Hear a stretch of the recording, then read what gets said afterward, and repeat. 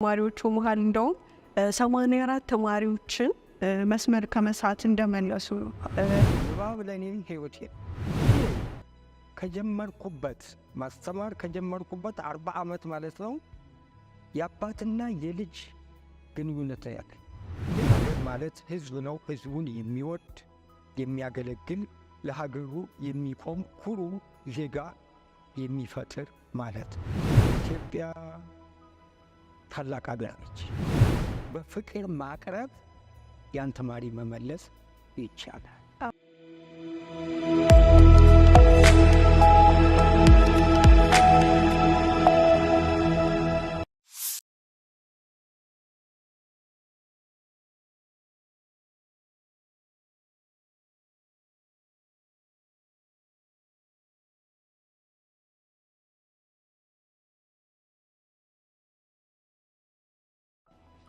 እሺ መምህር የተከበሩ መምህር እሸቱ አየለ በሙሉ ፈቃደኝነት ፈቃዱን ሰጥተውን ስለተገኙልን ከልብ እናመሰግናለን።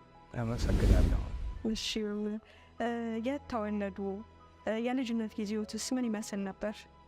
እኔ የተወለድኩት ደብረ ብርሃን ሰሜን ሸዋ ደብረ ብርሃን አውራጃ በቀድሞ አውራጃ ሲሆን ጎሸባዶ የምትባል ወረዳ ነበረች። ልዩ ስሟ ወፋጨት የምትባል የገበሬዎች መንደር እዛ ነው ስወለድ የተወለድኩት። ከአባቴ ከአቶ አየለ ወልደ ኪሮስ ከእናቴ ከወይዘሮ ወለተ ዮሐንስ ወልደ አማኑኤል በ1949 ዓመተ ምህረት ተወለድኩ። ልክ እንደተወለድኩ ያው የህፃንነት ጊዜ እንደጨረስ በህፃንነቴ የፊደል ቆጠራ ፕሮግራም በዚያው በቀበሌው እዚያው አካባቢ ገጠር ውስጥ በነበሩት የቄስ የኔታ ገብረአብ የሚሏቸው እሳቸው ጋር ፊደል ቆጠርኩ። ከዛ ወደዛ የልጅነት የመጫወት ልጆች ሁሉ ሊያደርጉ የሚችሉትን ነገር በብዛት አላውቅም። ከፊደል ቆጠራ ወደ ምንባብ ገባው። የተለያዩ የእነዚህ የግዕዝ መጽሐፍቶችን በብዛት አነበው። ከዛ የተለያዩ ሊቃውንት ጋር እየሄድኩ እሱን ስጨርስ ደግሞ ዜማ ጀመርኩ። ያንን ዜማ ብዙ ሀገሮች እቲሳ ተክለ ሃይማኖት የሚሉት አቋቋም ጸመድጓ ይህን ተማር። ከዛ ወዲያ ደግሞ ድቁና የሚሉትን ነገር በኢትዮጵያ ርዕሰ ሊቃነ ጳጳሳት የነበሩ ክቡር ማነው አቡነ ባስልዮስ የሚባሉ በሳቸው እጅ አዲስ አበባ መጥቼ በ1958 ዓመተ ምህረት ድቁና ተቀበልኩ። ያን ድቁና እየቀደስኩ አሁንም አላቆምኩም። ያንኑ የዜማ ትምህርት አቋቋም የሚባል ጸመድጓም የሚባል ሌሎችን የትምህርት አይነቶች እነዚህን ከወሰድኩ በኋላ በአጋጣሚ ሆኖ የልጅነት ጊዜን በዚህ አሳለፍኩት።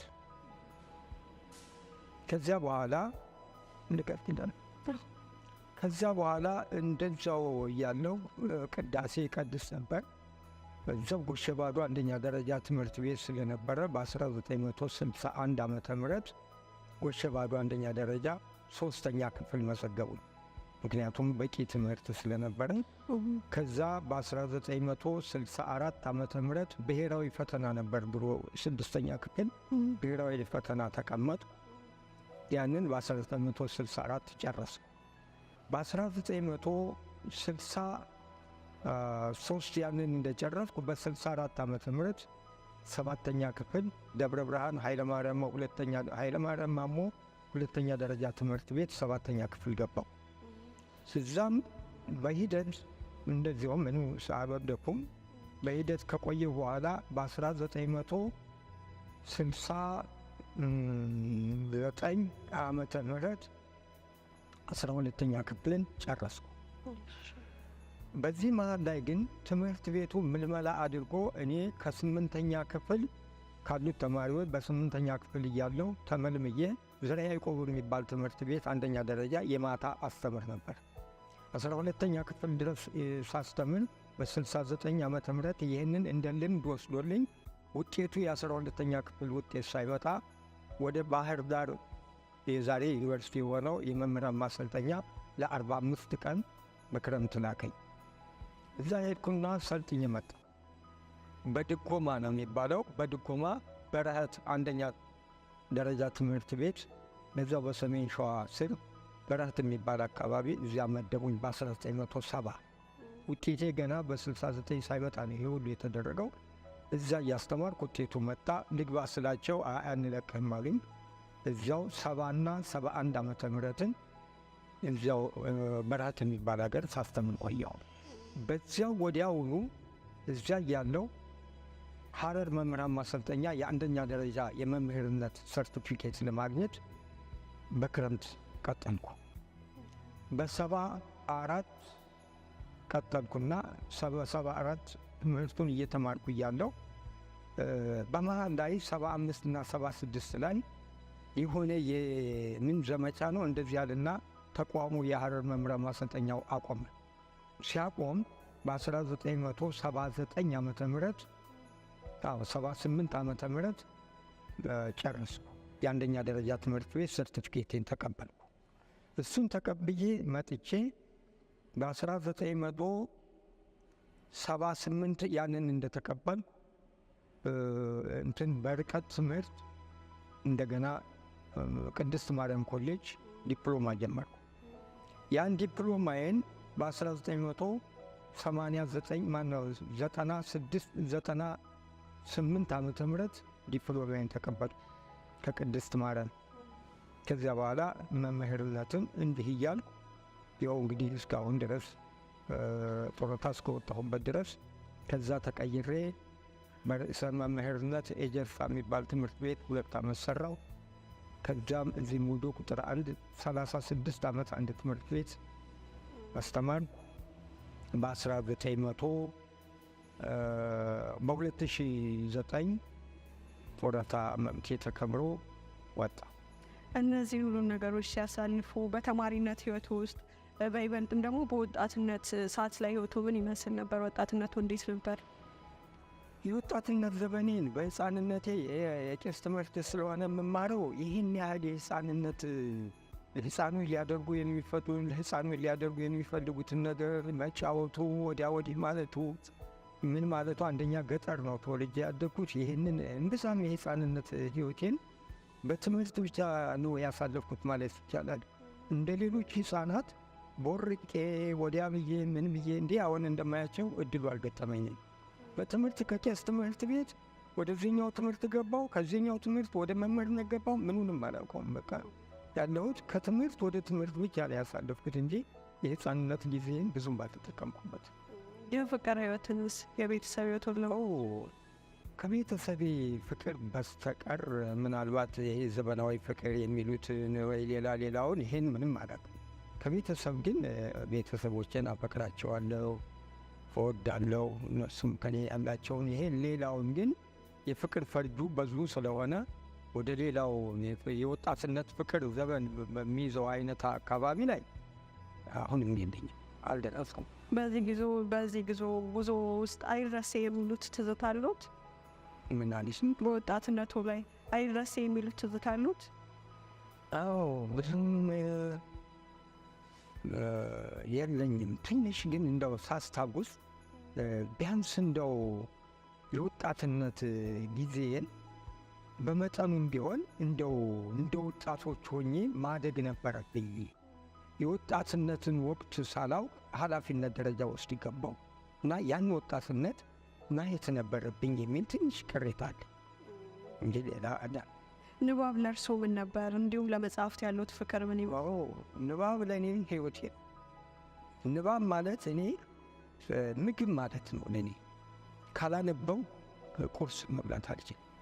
ወይም ምሳም ሆነ ራትም ሆነ የሆነ ቢያንስ 3-4 ገጾች ካላነበው ምንባብ ለእኔ በአጠር ባለ ቋንቋው ህይወቴ ነው። በቃ ከኔ ህይወት ጋር እየተያያዘ። እሺ፣ የመምህርነትን ሙያ የተቀላቀሉበትን መንገድ አሳይተውናል። የእርሶ ፍላጎትም ነበረ ማለት ነው? በጣም ምንም ስጀምረው አጀምሬ መምህርነትን ወደው ነበር። አንድ የምወደው መምህር ሃይ ስኩል ላይ ስለነበረ በጣም የሚጠቅሳቸውን ጥቅሶች አደንቅለት ስለነበረ የቋንቋ መምህር የነበረው ትልቁ መምህሬ እና መምህር በሆነ እላለሁ። በፍላጎቴም ስለሆነ የገባሁበት መምህርነትን የህይወቴ መርህ አድርጌ ነው የምወስደው። ለሌሎችን ምከር ብባል እኔ እንደኔ መምህርነትን ህይወት ብዬ ወስደዋለሁ። ለዚህ ነው። በአስተማሪነት ጊዜ ውስጥ የማይረሱት ትውስታዎት? በመምህርነት ጊዜና ቦታው ሁኔታው ያልተመቻቸ ስለሆነ ብዙም ይሄ ነው ብዬ ለመጥቀስ አሁን ያውከኛል። ምክንያቱም ጊዜ ቦታ ይወስነዋል አንድን ነገር ለመጥቀስ። የሚጠቅሰው ከግራ ከቀኝ ትንሽ ስለማያመቸኝ ብዙም ባልጠቅሰው ይሻላል። ምንም ያጋጠመኝም ተፍታሚ ከተማሪዎች ውስጥ ጋር ያሉት ቅርበት? እኔና ተማሪዎቼ ከጀመርኩበት ማስተማር ከጀመርኩበት 40 ዓመት ማለት ነው የአባትና የልጅ ግንኙነት ያለ በየትኛውም ደረጃ ላይ ካለው የአባትና የልጅ ከማንኛውም ተማሪ ከማንኛውም በየትኛውም ዘመን ላይ የአባትና የልጅ ግንኙነት አይነት ግንኙነት ነው ያለን። እኔ የምሰጣቸው ይቀበሉኛል፣ ያምኑበታል። ስለሚያምኑበት ምንም ጠብ እንዲላቸው አይፈልጉም። እኔ የምሰጣቸውም ይሄ ጎደለብኝ ብዬ ይሄን አጎደልኩባቸው ምን ነገር የለም። በበለጠ ተማሪዎችን እወዳቸዋለሁ።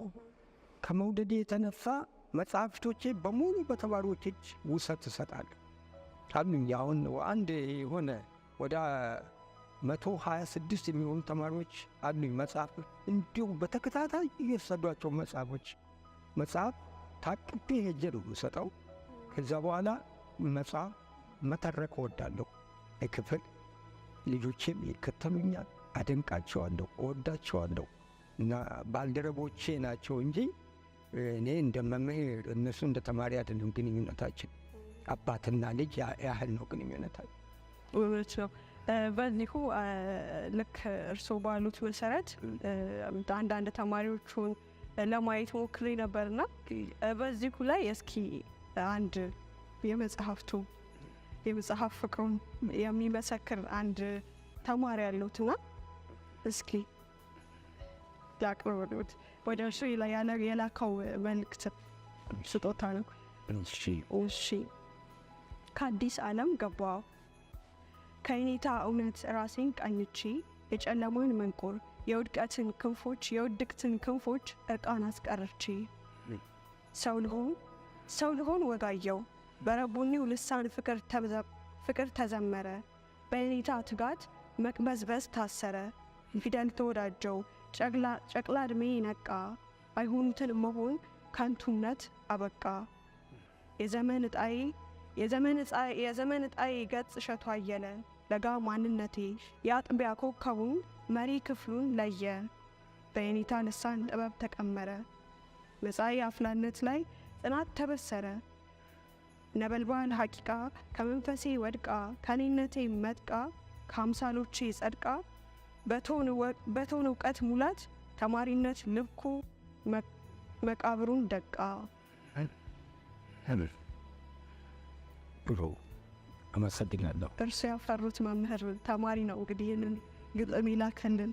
ጥሩ ማለፊያ ነው። እኔ አንድ እዚች ጋር እንደ እርማት መወስዳት አለች፣ አከብረዋለሁ።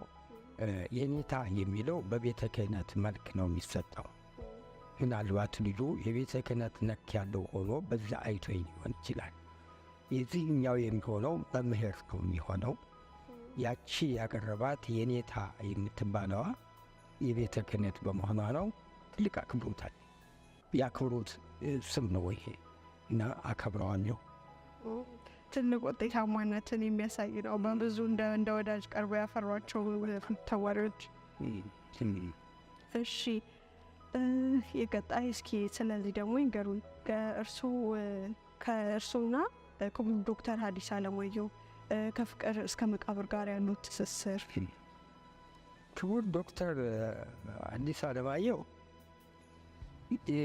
መጽሐፍ ፍቅር እንዲኖረኝና የምንባብ አድማሴ እንዲሰፋ ያደረገኝ ፍቅር እስከ መቃብር። ያን ያደረገኝ ትልቁ የጀርባ አጥንት ሆኖ የታየኝ የበዛብህና የሰብለ ወንጌል ትስስር።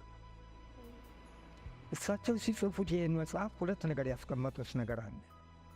አንደኛው ሏ፣ ሟ፣ ሯ፣ ሷ የሚሏቸውን ፊደሎች እነዚህ ሆሄያት እንዲወጡ አድርገዋል። ከዛ ውስጥ የትኛውም ደራሲ አልተጠቀመም። ይሄን እሳቸው ይህን ተጠቅመዋል። ድግግሞሽ የሆኑ ፊደሎች ስለሆኑ አንድ አውጥተዋል። በሁለተኛ ደረጃ በአማርኛ መጻሕፍቶች ላይ የማጠበቂያ ምልክት ተጠቅመዋል። እሳቸው ማንም ደራሲ ሊጠብቁ የሚፈልጉበት ቦታ ላይ አናቷ ላይ ዶት ወይም ነጥብ አስቀምጠዋል። ያ የማጥበቅ የማላላት ምልክት ነው። በግዕዝ ቋንቋ ፊደሏ አናት ላይ ጠብ ያለች ነጥብ ካለች አጥብቃት ማለት ነው። ይህን መጠቆማቸው ታላቅ ደራሲ ናቸው። እነዚህም ሁለቱን ከፍቅር እስከ መቃብር ወስዳለሁ። ፍቅር እስከ መቃብር ለእኔ ሀ ብዬ ምንባብ እንድወድ ያደረገኝ መጽሐፍ አቀራረቡ፣ እንደገና የእነዚህ የሁለቱ ያልኩሽ የበዛብህና የሰብለ ወንጌል ትስስር ትልቅ ነገር እስከ ዕለተ ሞታቸው ድረስ ሳይለያዩ የመጨረሻ ሕይወታቸውን ጉዱ ካሳ ጨምረው ጉዱ ካሳ በመካከል ላይ የመሳፍንቶችን አስተዳደር የማይደግፍ ስለነበርና ከጎኗ ይቆም ነበር። ከሰብለ ወንጌል ጎን እንዲቆም ነው የእርሳቸው አጻጻፋቸው እና እነዚህ ሶስቱ ትስስራቸው ምንም ነገር እንትን ሳይል እስከ መጨረሻው ድረስ በዛብህ ስትመርጥ ወይም በዛብህና እሷ ሲገናኙ ምንድን ነው ያስተማረኝ? በዚህ የሚያስተምረው እኔንም ያስተማረኝ ነገር ቢኖር ሰው በሀብት በዘር በቀለም ወይም በተለያየ ነገር ሳይሆን ሰው በሰውነቱ ብቻ የሚመረጥ፣ ሰው በሰውነቱ የሚከበር የሚፈቀር እና የሚመረጥ መሆኑን ሰብለ ወንጌልና በዛብህ ላይ ትልቅ ነገር አሳርፈዋል እሳቸው። በዛም በመሆኑ ነው ያን ሁሉ መከራ አይቶ እሷ ለአንድ ቀኛዝማች ልትዳር ስትል አምልጣ ሄዳ እሱም ሄዶ ያን ሁሉ መከራ አይተው መጨረሻ ላይ ግን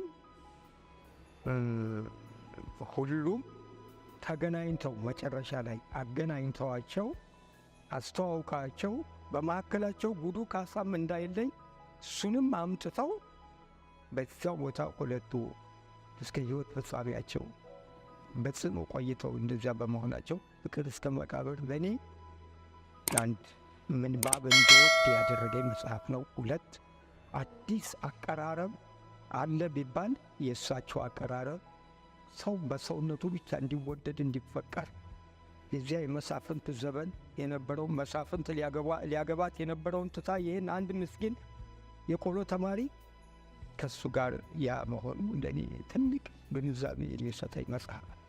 ለዜናው አከብራቸዋለሁ። ትልቅ ሰው ናቸው።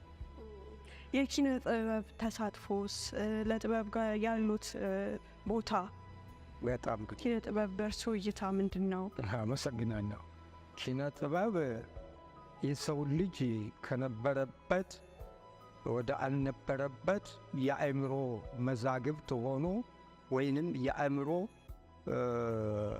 ምን ብዬ መዝገበ ቃላት ሆኖ ሰው ወደ ትልቅ ነገር የሚያደርስ ነው ኪነ ጥበብ። ኪነ ጥበብ ማለት ሁለንተናዊው ሁለገብ የሆነ ሰውን በሰውነቱም በአእምሮ አበልጽጎ ወደ ትልቅ የሚቀይር ማለት ነው። እኔ ግን ተሳትፎዬን ብዬ ብል ጊዜና ቦታው አላመች ስላለ ተሳትፎዬ ይሄን ያህል አይደለም ብዬ ብልም ጊዜና ቦታ ይፈልጋል። ቦታው አላመች ስለዚህ መሳተፍ ቀሪ ለሀገር ምን ያህል አስተዋጽኦ አለው ይላሉ? ለሀገር አንድን ትውልድ የሚኮተኩት የሚያንጽ የአእምሮ እድገት የሚሰጥ አርቆ እንዲያስብ የሚያደርግ እና የነበረን ታሪክ በነበረው ታሪክ ላይ አዲስ ታሪክ እንዲሰራ የሀገር ፍቅር እንዲኖረው ትውልድን የሚያንጽ ሀገርን አብልጦ የሚወድ ሀገር ማለት ሕዝብ ነው። ሕዝቡን የሚወድ የሚያገለግል ለሀገሩ የሚቆም ኩሩ ዜጋ የሚፈጥር ማለት ነው። እንደዚያ መሆኑን እገምታለሁ። እሺ፣ በእርሷ አንደበት ኢትዮጵያን እንዴት ይገልጿታል? ኢትዮጵያ ታላቅ ሀገር ነች። ኢትዮጵያ እኔ ባልኩት ብቻ አይደለም የመሰከሩላት፣ አይደለም ወዳጆቿ ጠላቶቿ ይመሰክሩላታል። እየመሰከሩላትም አንገታቸውንም እየደፉ ነው። ኢትዮጵያ ከቀደምት ጀምሮ ከድሮም ጀምሮ በታሪክም ሳነብ እኔም ተወልጄ እዚህ በደረስኩበት ዘመን ሁሉ ታሪኳን ሳይ ታላቅ አገር ነች። ምጡቅ የሆነች አገር ነች ኢትዮጵያ። ልጆቿ ዜጎቿ ኩሩ ናቸው። የእሷን መደፈር አይወዱም። የእሷን ወደ ታች መውረድ አይወዱም። ለጠላት የማይንበረከኩ ልጆች ያሏት፣ ጀግኖች ያሏት፣ ጠላቶቿን ታንበረክካለች እንጂ ተንበርክካ የማታውቅ በታሪክ ዓለም ውስጥ ኢትዮጵያ ተሸንፋ ተንበርክካ ለጠላቶቿ ዜጎቿ እጃቸውን የሰጡበት ዘመን ይህ። አሁንም ያንኑ ታሪክ እየተደገመ መሆኑን በአሁኑ እናያለን። እና ኢትዮጵያ የኩሩ ዜጎች ሀገር ናት። ምጡቅ ነች። ኢትዮጵያ ታላቅ ሀገር ነች በዚህ አባባል። እሺ፣ እግዚአብሔር ያክብርልን። እሺ፣ እንግዲህ መምህር እሸቱ ከመምህርነቱም በላይ ደግሞ እኔንም እንደ ተማሪ አድርገው ጥሩ ትምህርት እያቀበሉኝ ነውና በዚሁ ደግሞ እስኪ ለህይወት ያሉትን ፍልስፍና ህይወትን የሚያዩበትን መንገድ ቢያሳዩን ለኛም። የህይወት ፍልስፍና በሁለት መልኩ ይሄዳል። እንደ አቀባበሉ ነው፣ እንደ ተፈላሳፊው እንደ ፍልስፍናው ነው። አንደኛው መጥፎ ገጠመኝ የሆነ ህይወት ሊያጋጥም ይችላል። ሁለተኛው ህይወትን በህይወት ለመኖርና የህይወትን ፍልስፍና ለማሳመር መጀመሪያው ቤት መሰረቱ ቀደምት የሆኑ ቤተሰቦች፣ አካባቢ፣ ህብረተሰቡ ሲሆን ከዛ ቀጥሎ ራሱ በህይወት ጉዞ የሚጓዘው ግለሰቡ ነው። ህይወቱን እንዲያምርለት ከፈለገ መነሻውን ማሳመር። መነሻውን ለማሳመር ከቤት ያገኘውን ለምሳሌ ያልተነበቡ መጽሐፎች የሚሏቸዋል። እነዚህ ያልተነበቡ መጽሐፎች የሚባሉት አዛውንቶች ናቸው። እናቶች፣ አባቶች፣ አያቶች፣ ሽማግሌዎች። እነዚህ ያልተነበቡ መጽሐፎች ናቸው፣ ላይብራሪዎች ናቸው። ከነዚህ የእነሱን ምክር መቀበል፣ የእነሱን ምክር በስራ ላይ መተርጎም፣ በስራ ላይ መዋል። ከዛ በኋላ ለህይወት የሚበጁትን ነገሮች ለወደፊት ይህንን ባደርግ ይህንን ሆኜ መኖር ይችላል። የወደፊት እይታን አርቆ ማየት፣ ማሰብ፣ የወደፊት እይታን ማጨለም ሳይሆን ብሩህ ማድረግ። በትምህርት ከሆነ ትምህርትን ጠንክሮ መማር፣ ስራ ከሆነ ስራ አጥብቆ መያዝ፣ ከህብረተሰቡ ጋር ያለውን ግንኙነት ማሳመር፣ ህይወትን በደገኛ ነገር መምራት፣ ህይወትን የሚያበሳቆል ነገር አለመስራት። እነዚህ የህይወትን ፍልስፍና የሚያራምዱ ናቸው። በዛው ልክ ግን በመጥፎ አቅጣጫ የምንመራው ከሆነ ህይወት እየተበላሸ ነው የሚሄደው። ስለዚህ የህይወት ፍልስፍናን እንደ ግለሰቡ የህይወት አቀባበል የሚሄድ እንደዚያ ይመስለኛል እኔ ስለሆነ። ደግሽ እንዲሁም ከካሜራ ጀርባ ደግሞ ሲያጫውቱኝ በዚህ እምነቱ በመምህርነት ውስጥ ደግሞ ያበረከቱት አስተዋጽኦ አለ። ለብዙ ተማሪዎች የሰጡት መልእክት አለ፣ ያደረሱት ለመለወጣቸው ምክንያት የሆኑበት መንገድ አለና እስኪ በዚሁ ቅድም ስለነገሩኝ ውጤታማ ስላደረጓቸው ተማሪዎቹ ተማሪ እንዴት መያዝ አለበት፣ እንዴት ነው እሱ በመምህርነት ተማሪዎችን ለውጤት የምናበቃው የሚለው ደግሞ በጣም ግሯል። ተማሪዎችን መምህር ሁለገብ ነው የሚሆነው። ተማሪዎቹ እሱን ነው የሚጠብቁት። እሱ የእነሱ መርህ ነው። የእሱ መርህን ካላማረ ተማሪዎቹ አምረው አይሁድ። እነዚህን ተማሪዎች ውጤታማ ለማድረግ ብዙ መስራት ይጠይቃል። ለምሳሌ ያክል እንደ ምሳሌ በውስጥ በመምህርነት ስራ ላይ ለምሳሌ ትምህርቱን በስርዓት የማይከታተሉ ከቤት ይዘውት የመጡትን ጸባይ እዚያ ማሳየት የሚፈልጉ የተለያየ ነገር በትምህርት ቤት መደረግ የማይገባውን ነገር ሊያደርጉ የሚፈልጉ ተማሪዎች በክፍል ቢያጋጥሙ እነዚህን ዝም ብሎ በወላጅ ብቻ ላይ መጣል አይደለም። መምህሩም ኃላፊነት መኖር አለበት፣ ኃላፊነት መሸከም አለበት። እነዚህን ተማሪዎች